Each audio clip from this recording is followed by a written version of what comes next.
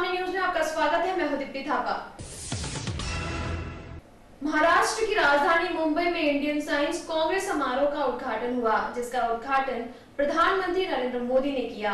वहीं मोदी ने वैज्ञानिकों के कामों को खूब सराहा और साइंस की मदद से भारत में अच्छे बदलाव लाने का भरोसा दिया।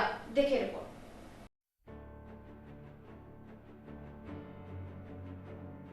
प्रधानमंत्री नरेंद्र मोदी ने महाराष्ट्र की राजधानी मुंबई में इंडियन साइंस कांग्रेस समारोह का उद्घाटन किया। Ladies and gentleman, it is a great honor to participate in the Indian Science Congress. जहां उन्होंने देश के वैज्ञानिकों के काम की सराहना करते हुए भरोसा जताया कि साइंस की मदद से आधुनिक भारत का निर्माण होगा।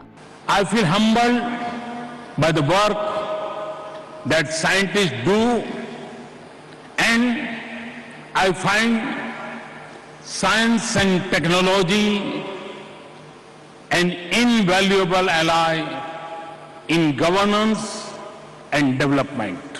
गरीबी दूर होगी और अमन चैन भी देश में बना रहेगा। इसके साथ ही मंगलयान की कामयाबी का क्रेडिट वैज्ञानिकों को देते हुए पीएम मोदी ने कहा कि पहले प्रयास में ऐसी शानदार सफलता हासिल करना गर्व की बात है। Put Mangalyaan in the Mars orbit in the first attempt, and I must congratulate Radhakishan's team. Bureau report, आमने सामने न्यूज। नए साल पर लोग जश्न में डूबे थे, तब पाकिस्तान ने की एक और नापाक हरकत। पाकिस्तान सुधरने का नाम नहीं ले रहा, न तो वो सरहद में सुधरना चाहता है, न समुद्री सीमाओं पर। जी हां, पाक ने की एक बार फिर 26/11 जैसी साजिश की तैयारी, लेकिन हमारे कोस्ट गार्ड ने किया इस साजिश को नाकाम। वहीं पाकिस्तान के रक्षा मंत्री का बयान आया कि ये बोट पाकिस्तानी नहीं थी। फिलहाल आपको बता दें कि ये विस्फोट कैसे हुआ।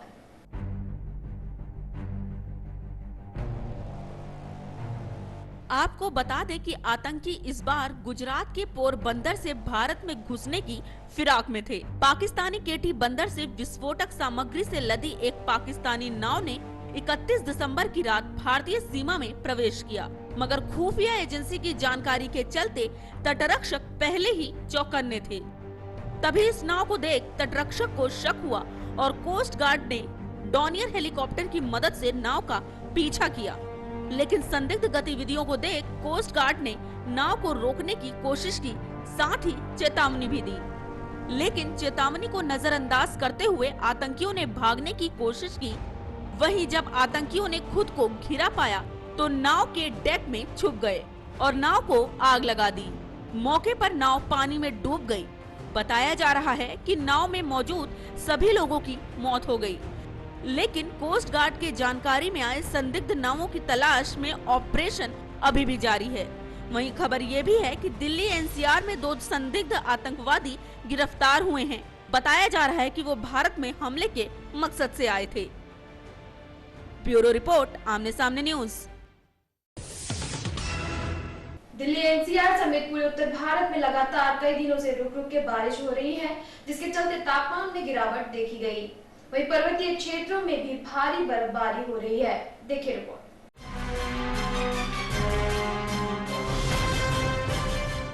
दिल्ली एनसीआर समेत पूरे उत्तर भारत में कड़ाके की ठंड के साथ लगातार हो रही बारिश की वजह से तापमान में लगातार गिरावट आ रही है। वहीं हिमाचल प्रदेश के कई शहरों में लगातार बर्फबारी हो रही है। शिमला, किन्नौर और सिरमौर में बर्फबारी के चलते तापमान में 4 से 7 डिग्री की गिरावट आई है। आपको बता दें कि हिमाचल प्रदेश के चंबा जिले की झील जम गई है। इस ठंड का अंदाजा इसी बात से लगाया जा सकता है कि चंबा का माइनस तापमान 9 डिग्री और अधिकतम तापमान 2 डिग्री सेल्सियस रहा। इसके साथ ही आसपास के नदी नालों में पानी जमना शुरू हो गया है, जहां पर्यटक भी खासी संख्या में पहुंचे हुए हैं। ब्यूरो रिपोर्ट, आमने सामने न्यूज। वक्त तो चला है छोटे से ब्रेक का। ब्रेक के बाद देखेंगे कुछ और नई खबरें। तब तक देखते रहिए आमने सामने न्यूज। Politics, crime, sports. अगर इन खबरों पे है आपकी बारीक नजर, आपकी आवाज भी कर सकती है असर। बढ़ाएं अपनी आवाज का दायरा। बने आमने सामने न्यूज का हिस्सा। ब्रेक के बाद एक बार फिर आपका स्वागत है। उत्तर प्रदेश के जिला कन्नौज में देर रात एक पुजारी की संदिग्ध हालातों में मौत हो गई। वहीं गांव वालों का आरोप है कि पुजारी की हत्या हुई है, लेकिन पुलिस वाले गांव वालों की बात मानने को तैयार नहीं, जिससे पुजारी की मौत एक रहस्य बन गया है। देखिए रिपोर्ट। उत्तर प्रदेश के जिला कन्नौज के सदर कोतवाली क्षेत्र में देर रात एक पुजारी की संदिग्ध परिस्थितियों में मौत हो गई। जहां गांव के लोग पुजारी की हत्या की बात कह रहे हैं, वहीं दूसरी तरफ पुलिस इसे ठंड से हुई मौत मान रही है। हरदोई के मोहब्बतपुर का पुजारी राम भरोसे 25 साल से कन्नौज के मुस्तफाबाद गांव में एक आश्रम में रह रहा था।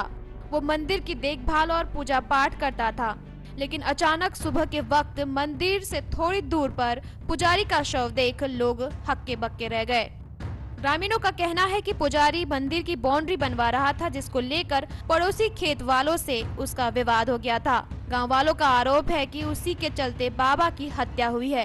और सर्दी की अगर कोई समस्या होती तो शाम 5 बजे तक हम खुद चिनाई कर रहे थे अपने हाथ से। शाम 5 बजे तक इन्होंने ईंटा दिया, हमें पकड़ाया, मसाला बनाया अपने हाथ से। 5 बजे के बाद हम गए यहाँ से काम छोड़ करके। लेकिन पुलिस इस बात को मानने को तैयार नहीं। बाबा के हमारी जांच के अनुसार तो ऐसा लग रहा है जैसे ये सर्दी से मृत्यु हुई है। जिस हालात में ये शव मिला है, ये किसी गड़बड़ी की तरफ इशारा कर रहा है, लेकिन ये तो पोस्टमार्टम के बाद ही पता चल पाएगा कि ये हत्या है या ठंड से हुई मौत, या फिर पुलिस हत्यारों से मिली हुई है। ब्यूरो रिपोर्ट, आमने सामने न्यूज। नए साल पर नए केंद्रीय रेल मंत्री सुरेश प्रभु ने भी बढ़ाया अपना पहला कदम। जी हां, केंद्रीय रेल मंत्री ने रेलवे में 27वीं केंद्रीकरण की दिशा में पहला कदम बढ़ा दिया है, जहां सुरेश ने निविदा स्वीकार करने संबंधी कार्य अधिकारी महाप्रबंधकों को दे दिया है। देखिए रिपोर्ट।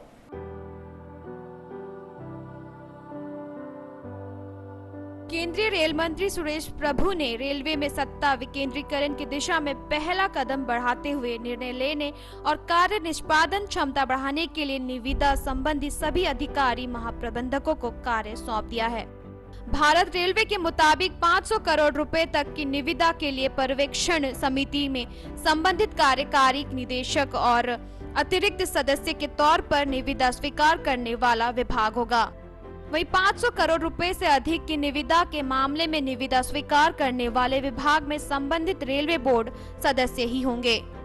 कार्यकारी निदेशकों को उनसे नीचे के स्तर के अधिकारियों द्वारा निविदा स्वीकार करने के मामले में वर्तमान तरीके ही जारी होंगे।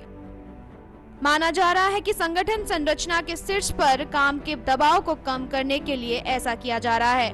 पहले निविदा संबंधी कार्य उत्पादन इकाई से होते हुए जोनल रेलवे और उसके बाद रेलवे बोर्ड को सौंपा जाता था।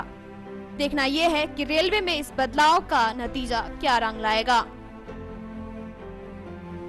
ब्यूरो रिपोर्ट, आमने सामने न्यूज। फिल्म डॉली की डोली के क्लाइमेक्स में बदलाव की बात सामने आई है, जबकि फिल्म का प्रमोशन शुरू हो चुका है और फिल्म की शूटिंग भी खत्म हो चुकी है। और तो और फिल्म रिलीज की तारीख भी तय हो गई है।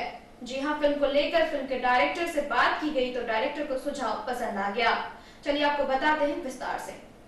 डोली, डोली, पापा खड़े हो, डोली ना मिल रही। वो कुतिया भाग गई अपने किसी यार के साथ। फिल्म डॉली की डोली की पूरी तैयारी होने के बाद ये बदलाव क्यों?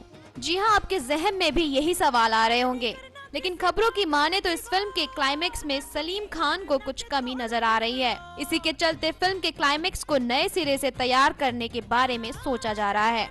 फिल्म डॉली की डोली अरबाज खान के फिल्म डायरेक्शन में बनी है। फिल्म को रिलीज करने से पहले अरबाज ने अपने पिता सलीम खान को ये फिल्म दिखाई, जिसके बाद सलीम ने फिल्म में कुछ छोटे छोटे बदलाव करने के सुझाव दिए हैं। आपको बता दें कि सलीम खान खुद भी एक नामी फिल्म राइटर रहे हैं। अब इस सुझाव के बाद डायरेक्टर अभिषेक डोगरा ने भी बदलाव करना बेहतर समझा है। जो है ना ले ली हमारी, अब तू देगा क्या? तो इस बात पर एक किस्सी तो बनती है ना बेबी। फिल्म में सोनम कपूर और राजकुमार राव मुख्य भूमिका निभा रहे हैं।